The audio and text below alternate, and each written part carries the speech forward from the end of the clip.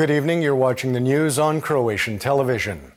Agrokor shares fell sharply on the Zagreb Stock Exchange today after suppliers flatly rejected a settlement proposal offered by Agrokor's crisis manager yesterday. Trading was suspended on Thursday due to a flood of unconfirmed reports about the contents of the proposal. Environment and Energy Minister Tomislav Ćorić today commented on the reaction of Kraš representative Marica Vidaković, who tore up the settlement plan in front of journalists. Her reaction is likely due to her dissatisfaction with what was presented in the first phase of negotiations. However, as we've said and has been reported by the media, this is just the first phase of the meeting on this issue. Obviously, the two sides need to find a solution, and I believe that they will find a solution in the coming days. Meanwhile, the CEO of Russia's state-owned Sberbank has announced that after numerous negotiations regarding Agrokor's debt to the bank, it has not ruled out softening its position in the dispute. Agrokor owes Sberbank 1.1 billion euro. However, in November, the crisis management team disputed the bank's claims and ejected it from the creditors' council. Right now, I don't see any concrete proposals regarding this issue. However, we have conducted a series of negotiations, and we can say that the tone of the negotiations was constructive. I feel that this is the right path, and if we continue down this path, there is a chance to reach an agreement. Finance Minister Zdravko Marić announced today plans to reduce the tax burden on citizens and businesses by an additional 150 million euro in 2018.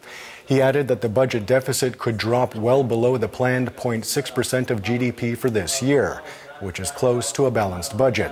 The minister also said that he expected Croatia's credit rating to improve next year.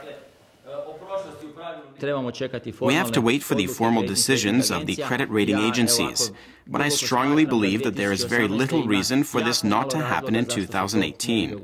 So we obviously expect a higher credit rating sometime next year. Croatian MEP Ivan Jakovčić commented on an announcement from Slovene Foreign Minister Karel Erjavec today that Slovenia will not support Croatia's membership of the Schengen border regime and the Organization for Economic Cooperation and Development until it agrees to the implementation of the border arbitration ruling. Unilateral moves on Slovenia's part are not welcome. We have to insist on dialogue. But I repeat for the 100th time, Croatia won in this arbitration decision. Now let's move forward and see which remaining details need to be resolved, so that the people living near the border, for whom this is an issue of extreme importance, can begin living in peace and security. Because right now, everyone is unsettled, and they are not happy, and they expect of Zagreb and Ljubljana to finally announce that they have found a joint solution. In spite of the fact that Parliament is on its Christmas break until mid-January, most MPs today presented a bill that aims to prevent money laundering and financial terrorism. A similar bill was passed into law 2 months ago. However, most's amendment that would make information about the ownership of all Croatian companies public was not adopted. These data points should be published through the registry on FINA's website in an easily accessible form. Access to the registry via the internet should be made free of charge. Users of the registry should not, as a result, be subject to self-censorship, long waiting times, and the discretion of state bodies in providing the data. The United Nations General Assembly has voted by a huge majority to reject Washington's unilateral recognition of Jerusalem as Israel's capital. Among EU member states, Croatia, the Czech Republic, Hungary, Poland, Latvia, and Romania abstained. 128.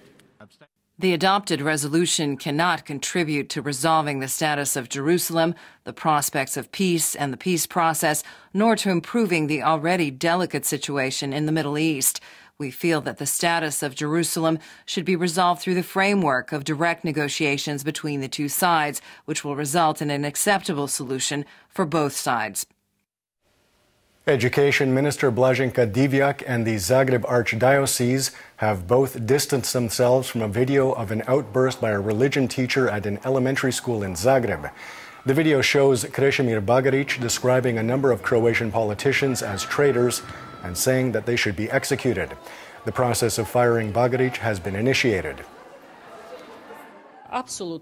This is absolutely unacceptable. Hate speech of any kind has no place in society, much less in our schools, and we have to free our schools and our students of this burden. President Kolinda Grabar-Kitarović issued her Christmas greeting today, wishing citizens all the best for the Christmas holiday and in the new year. To all of the Christian faithful at home and abroad, I wish you a happy and peaceful Christmas from the bottom of my heart. Let this joyous Christian holiday inspire once again to give not only material gifts, but to give our attention, comfort, and understanding, with the hope that we will share these gifts throughout the entire year. Let us give to one another the goodness in our hearts. Let us endeavor to listen to one another, understand each other, show solidarity and tolerance, so that we may give Christmas its true meaning. Let Christmas also serve as inspiration to persist in the spiritual and material restoration of our homeland. Taking a quick look at sports, the incumbent president of the Croatian Football Federation, Davor Šuker, was elected to another 4-year term today. However, the vote was not without controversy, as the delegates from the Split-Dalmatia County branch of the Federation walked out of the chamber ahead of the vote. All of us who are active in football know that sports always rewards those whose work is diligent and fair, which is precisely why Croatian football is so successful. It is our task to continue to work together, tirelessly, for the benefit of Croatian football, through which we generate enormous positive publicity for the country. The assembly was called on the basis of the old rules, which is not in line with the Federation's statutes. This is proof that today's assembly is illegitimate, because the rules cannot be changed at today's assembly. In NBA basketball, Croatia's Dario Šarić put in another stellar performance for Philadelphia last night in the 76ers' 114-109 loss to the Toronto Raptors. Šarić was 1 assist shy of a triple-double, finishing the game with 18 points, 10 rebounds, and 9 assists.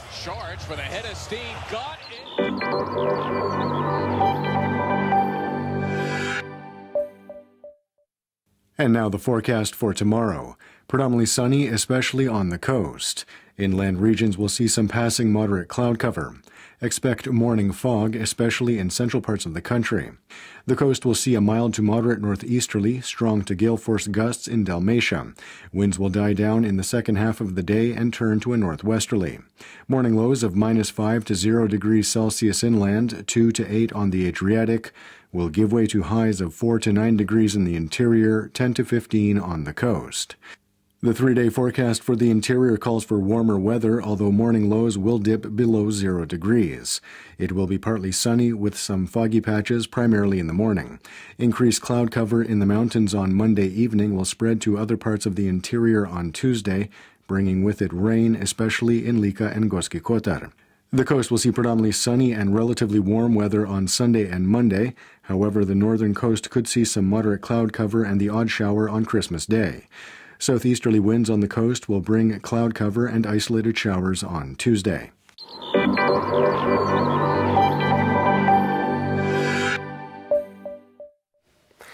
And that wraps up the news. Be sure to join us again tomorrow night.